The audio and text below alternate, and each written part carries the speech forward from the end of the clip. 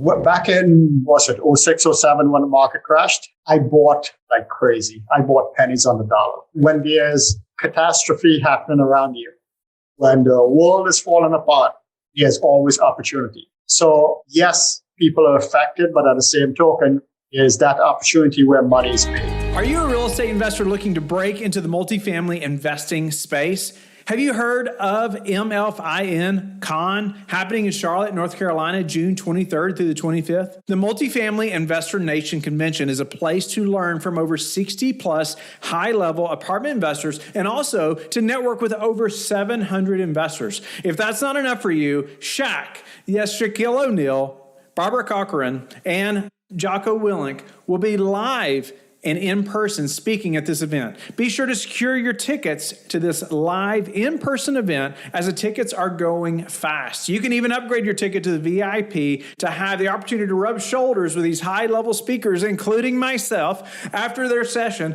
Jocko Willink will also be attending the VIP party on Friday night at the event. So go to mfincon.com to find out more details. There's also sponsorship opportunities available too. For details for this event and to purchase tickets, visit mfincon.com. Use promo code LIFEBRIDGE to get $200 off your tickets. That's mfincon.com. I'm your host, Sam Rust. This is your daily real estate syndication show. Joining us today is Sunil Chillar, who's the owner and broker of EXIT Realty Urban Living, located in downtown Jersey City. Sunil has a wide variety of experience in real estate. He's worked with property investors, assisting in purchases of over 5,500 units throughout the United States. He's worked as a property manager, has 12 years of experience overseeing construction crews, renovation projects, and along the way is specialized in transactions as diverse as short sales, bankruptcies, foreclosures, DSTs, 1031 exchanges. The Leatherman of real estate. Sunil, welcome to the show. Thanks for joining us. Thank you, Sam. Appreciate being here. So Sunil and I were swapping stories a little bit before we started the pod here. And I told the pause, he was sharing how he worked at one of the largest wealth management companies here in the United States when he attended an event in Jersey that really changed the direction of his life. I'll let you pick up the story from there, Sunil. Yeah, thank you. Like you said, worked for this huge company. I was obviously in my early 20s at that point in time. I had 67 people working for me and basically saw older people retire a year later, died. So I did not want to do that for the rest of my life. Right about the same time, Anthony Robbins, he was here in New Jersey. Kid attending that seminar, had no idea what the heck to expect. Very first night, I walked on fire with many others. And basically that changed my life. It changed my perspective on how we look at things, how we think, and walked back into my job the following week. And I gave my 2-week resignation. I was done. That it doesn't get more life-altering than that. What did you pull away from that weekend that inspired you to take such drastic action? And maybe what have you carried forward over the last 20 years? Sure. Over the last 20 years, it's been basically mindset. Going to that event, growing up, like coming to the US, I was a child immigrant, no green card, really no money, worked on the street, worked in factories. So I've done all of it. And going to that event or growing up, your parents would always say, and a lot of parents would preach this, I'm sure, to their kids, you spend within your means. Don't overextend yourself. And looking at real estate, looking at, for instance, we do 100, 200 unit properties, buildings, looking at that, an average individual would say, listen, something costs $20, $30 million. Obviously, I don't have that money. But going to Tony's event, rather than not having the money or right there and then having the ability to make that purchase, what do I need to do in order to get that money in order to make that purchase?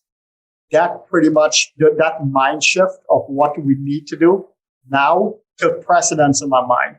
And it really changed the way that I started thinking and the way that for the last 20-something years now, 30 years now, getting old here, it have really changed how I look at things. And, when you think of something, how do you attack it? How do you go about getting what you want in the end?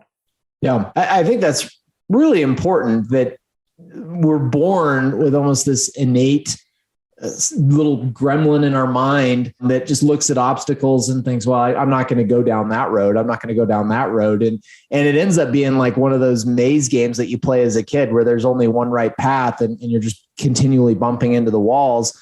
But what you're expressing is that event kind of opened your mind to just seeing, how can I overcome these obstacles? How can we jump these walls? How can we jump these hurdles to reach that goal if the goal was worthy? Yeah, that's fairly straightforward, and it's easy to say on a podcast, and it's maybe even easy to intake that in a weekend and think, oh, that's a really cool concept. But what kind of habits or patterns did you set for yourself, even in your own thought life, to be able to continually operate that way, to reboot your internal OS and do an about face? One of the things that I preach here in my office is what's playing in your head. Who are you listening to? Who are you associated with? What are you doing to move forward? Some of the people that I listen to, for instance, I'll just throw out a couple of names.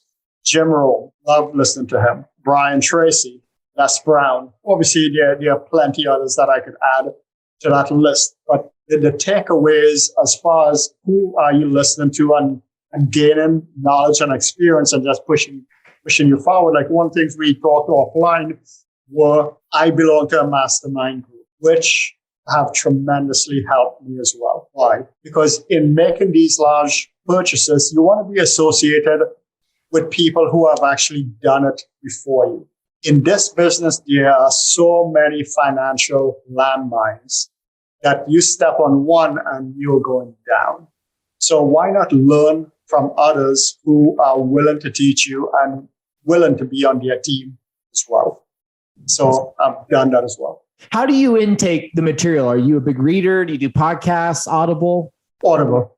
Okay. Audible. I love running or doing whatever I need to do and just playing it. So you switch careers. You're in wealth management. You have a big team working underneath you. You pivot into real estate. And one of the beautiful things about real estate, you can do just about anything you want. You can go a lot of different directions. And as I read through your bio and even did a little bit of a deeper dive, you have done just about everything, but you had spent a lot of time on the single family side. And then just in the last couple of years, you've pivoted a large portion of your efforts towards syndication, growing, a large portfolio of multifamily apartments. What led to that switch? Why change from single family to the multifamily side? It's been about 21 years. And I've been buying, rehabbing, and flipping. So I do own a pretty large portfolio right now that I've held on to, and I still flip to this day. Obviously, I still purchase. One of the things that, let's break it down for a minute. Let's make the assumption that I'm buying one house a month. That's 12 houses a year, which in itself is a lot of work because all of these properties, you need to rehab all of them. So that's 12 properties a year. Changing directions to the syndication side of it. You do one transaction where you pick up 100 or 200 doors, just scale your business.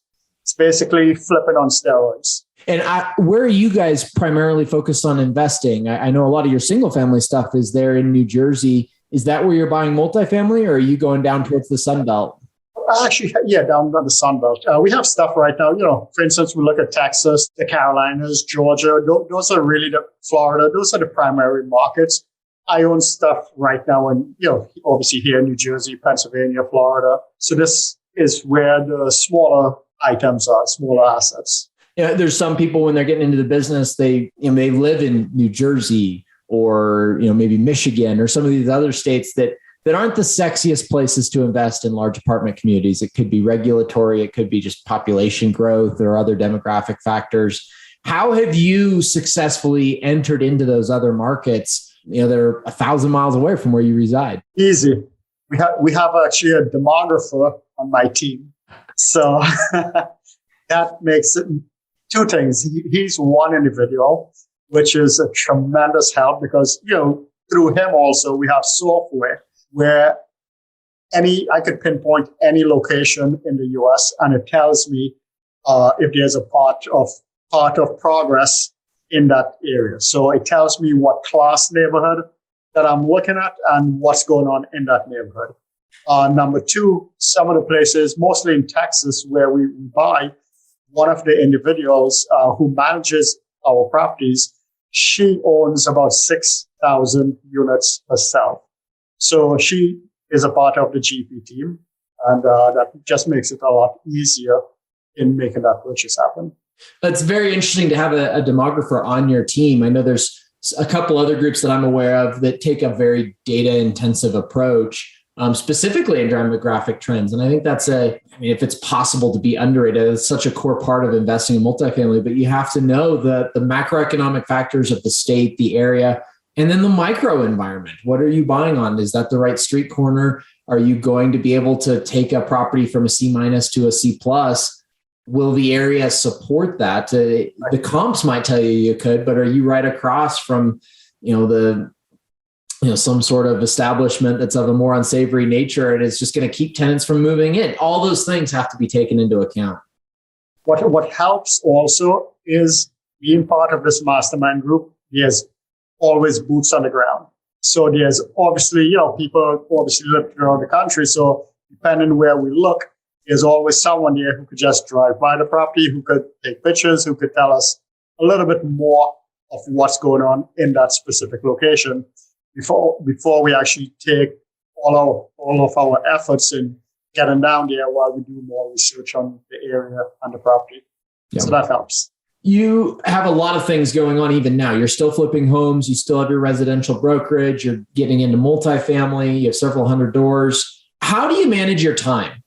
It's the age-old question, but I love hearing from people like yourself that are doing a lot of different things, finding success. It doesn't happen by accident. You don't just wake up and think, I'll do whatever sounds fun today. What are some tips and tricks that you might share with our audience on how you effectively steward your time?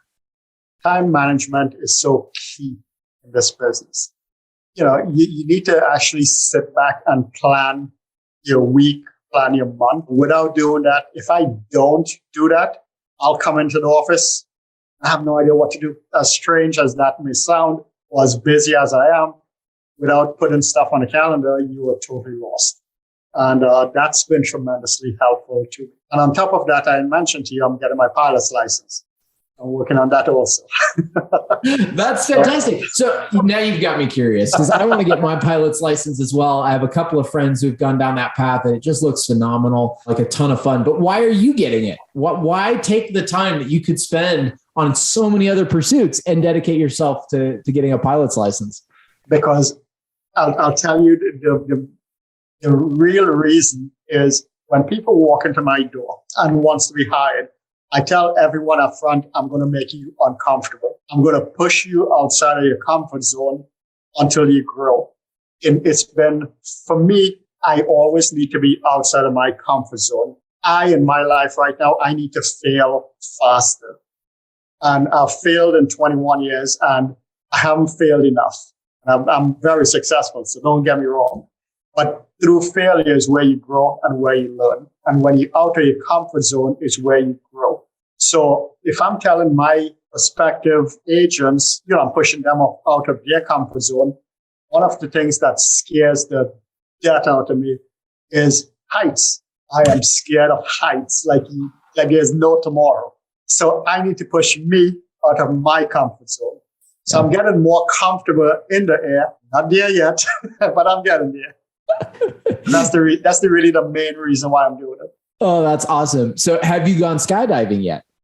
My wife will not have me do that. It took a long time for her to tell me yes to flying. Oh, that's fantastic. That's such an important concept to be able to challenge your fears, be able to get out of your comfort zone. I look back at my life and it's much the same. The times that I grew the most was when I was the most uncomfortable. And so being able to seek that out will drive further growth. That's just the nature of life, right? Yeah. Look at the fail forward. Yeah. Fail faster. So you've done a lot of different things, but one question that I've had, I'd love to hear from you as an investor, kind of what you see as the right use case for the 1031 versus the DST. I think our audience has heard those terms. They're probably very familiar with the 1031 exchange. Essentially, you can defer taxes indefinitely if you can exchange like-kind property within certain windows, but maybe not as familiar with the DST. Who should utilize which and why, in your opinion? Sure. Well, it depends, right? We wanted a straight answer. Come on, Sunil. There you go. Circumstances. If you have a 1031 that's coming due, that whatever the reason you weren't able to buy a like-kind property, you could actually convert that into a DST, number one. You could defer those taxes for 10 years and get an extension for an additional 10 years. Not a lot of people know that. In addition to that, if you have a DST, let's make the assumption that you sold a property and you made $1 million. You only needed $200,000 out of that $1 million. You can actually withdraw that $200,000 without being penalized. Obviously, there's a little bit more to it, but you'll be taxed on the $200,000, not the $800,000. Another difference: monies in a DST, you do not need to buy like-kind properties. In addition to that, you don't need to use the money just in real estate. If you wanted to buy crypto or buy something else, you go ahead and do so. So it gives you quite a bit more flexibility. What's the downside vis-a-vis 1031? I haven't seen a downside just yet with the DSTs. Okay. Obviously, we know with the 1031s, you have an expiration date, if you will, where you need to use that money. But I haven't seen a downside yet with the DSTs. When you look across the landscape, Sunil, you're involved throughout real estate. You're seeing the market change. I mean, we're in a somewhat volatile time. We don't know what the future holds. It seems like interest rates are going to continue to rise. What excites you about the next 6, 9, 12 months? This is what excites me. Back in, 06, 07, when the market crashed, I bought like crazy. I bought pennies on the dollar. When there's catastrophe happening around you, when the world is falling apart, there's always opportunity. So yes, people are affected, but at the same token, there's that opportunity where money is made. So 2 things I've learned. That's one where I took advantage of that. Is the glass half full or half empty? You decide. The second were COVID. 2 years ago now, when COVID started, I did very well. Obviously, there were a lot of chaos and confusion, and there were a lot of obviously unknowns with COVID as far as laws, as far as rent and all that stuff. But we did very well. We had just a small portion of tenants who weren't paying rents compared to the horror stories that the masses would hear. So, for me in my lifetime, these were the two times where there were problems within the US or within the world, and the second one with COVID, and it still presented an opportunity where money is made. And I'm sure I'm not just the only one who made money. I'm sure there are a million other people out here who made money as well. So, what are you looking at? Where are you focusing on? This is the audience.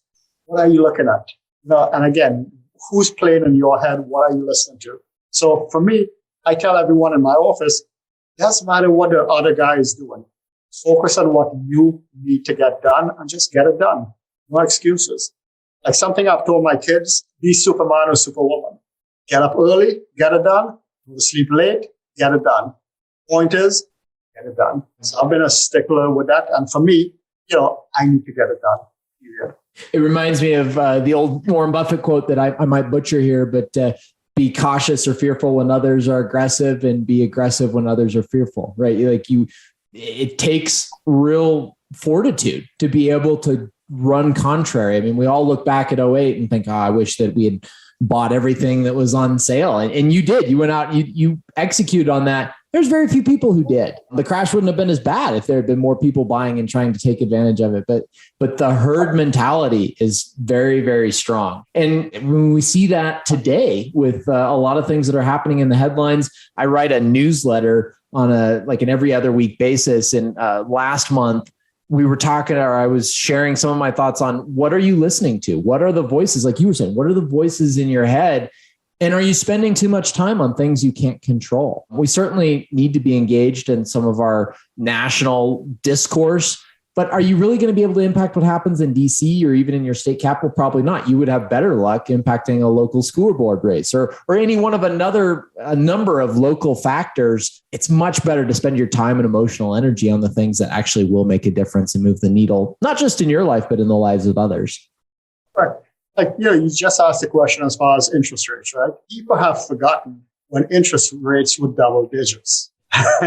So, there's still a lot of money to be made, even with rising interest rates. So for me, yes, it's less money that you would potentially make. At the same time, a profit is a profit. So get out there and just, buy. People normally ask, is it the right time to buy? It's always the right time to buy. If it's a deal, it's always the right time, right? And you do have to take into account context of market cycle and things like that. But yeah, as long as you're controlling for those factors, yes, now is still a good time to buy. And that's one of the messages that I'm sure we both share with our investors is we get that question all the time. Well, I feel like we're at the top of the market. And it's like, people were calling top of this market in 2013. They called it in 2019 and they said that 2020 was going to be the end of it all. The music was going to completely stop. And we're still here. Now, does that mean that real estate is always going to go up and to the right? No, it does not. Like any other business, it has risks. We're subject to the macroeconomic environment.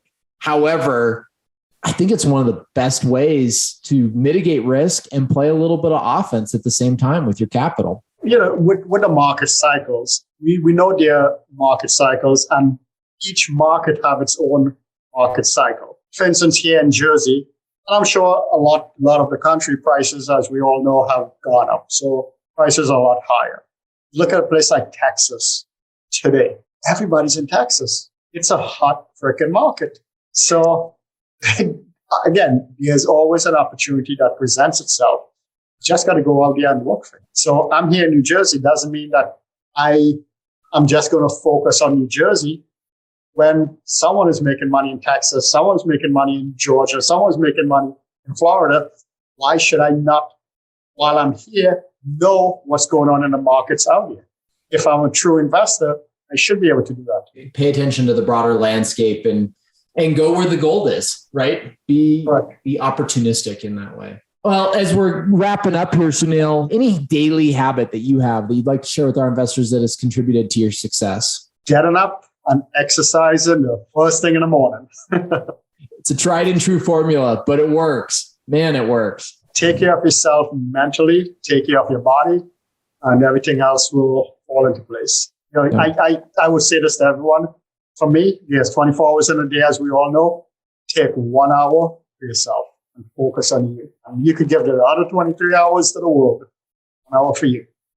Yeah, that's good advice. Well, Sunil, thank you for joining us. Thank you to our listeners for joining us on another episode of the Real Estate Syndication Show. I'm your host, Sam Rust, signing off. Thank you for being a loyal listener of the show. Please subscribe and share it with your friends. We want to help you become the passive investor you've always wanted to become, but also the operator you've always wanted to become. We want to be the number one resource for your real estate investing journey. But go to lifebridgecapital.com where you can start investing in real estate today.